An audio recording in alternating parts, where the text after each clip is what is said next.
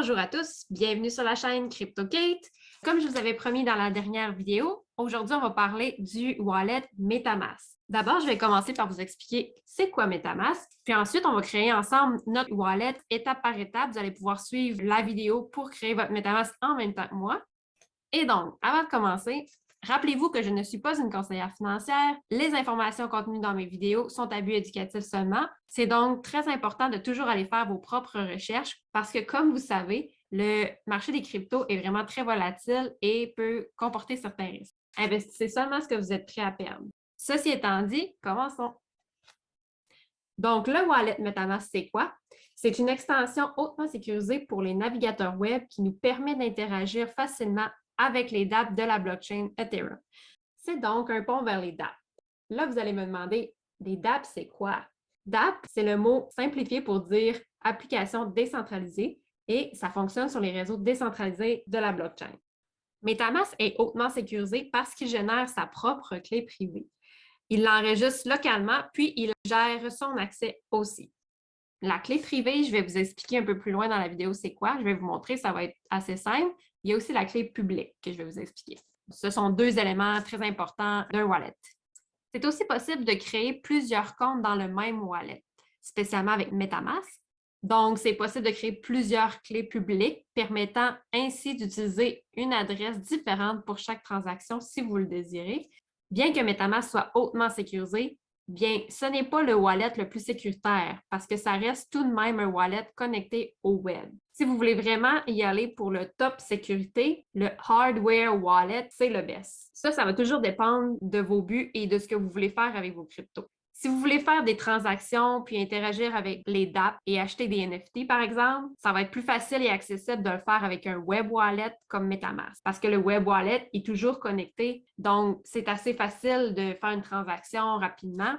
D'un autre côté, si vous voulez acheter des cryptos puis les garder le plus longtemps possible en sécurité, donc dans un endroit le plus sécuritaire possible, le hardware wallet, c'est pour vous.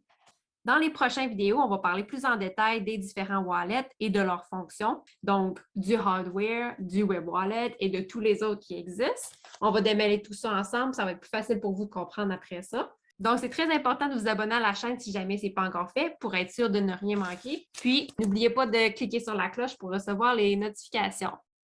Donc, maintenant que vous comprenez un peu plus c'est quoi MetaMask, on va créer ensemble notre wallet. Donc, vous pouvez suivre les étapes. D'abord, vous allez aller sur Google et aller sur MetaMask. Ici, vous allez cliquer sur le premier lien. Ici, vous allez cliquer sur Download. Bon, sur cette page, vous avez l'option Chrome, iOS, Android. Donc, dépendamment de l'appareil que vous utilisez. Moi, je vais y aller pour Chrome.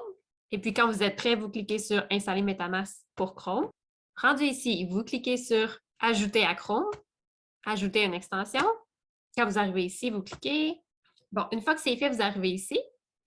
Vous pouvez aussi ajouter l'extension directement dans votre barre de recherche. Voilà. Ici, vous allez cliquer sur Commencer. Là, rendu ici, vous avez deux choix. Si jamais vous avez déjà un wallet de créer puis vous voulez le retrouver, vous allez cliquer ici sur Importer. Mais dans notre cas à nous, on va créer un nouveau wallet. Ici, on va cliquer sur Je suis d'accord. Donc ici, vous allez créer un mot de passe qui soit long et sécuritaire. Ce mot de passe-là, vous allez l'utiliser chaque fois que vous allez vous connecter à votre wallet. Donc, on y va.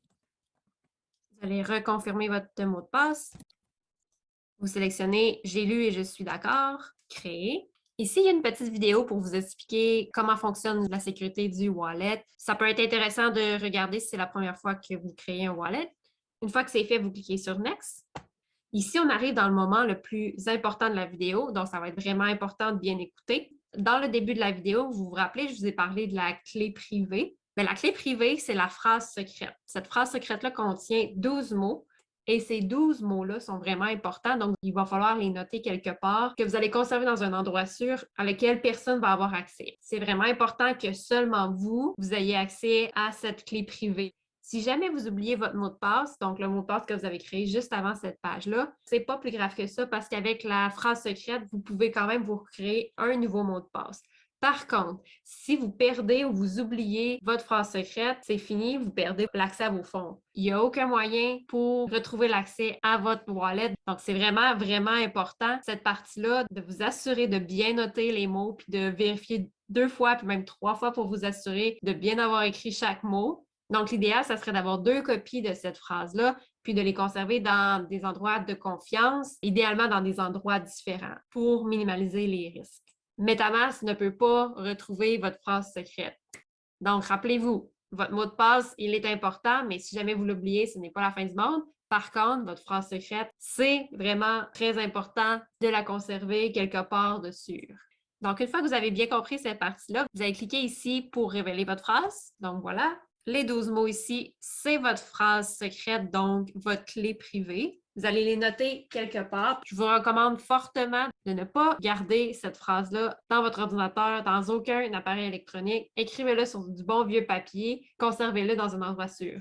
Donc, rappelez-vous, si vous ne possédez pas votre clé privée, vous ne possédez pas vos fonds et votre wallet.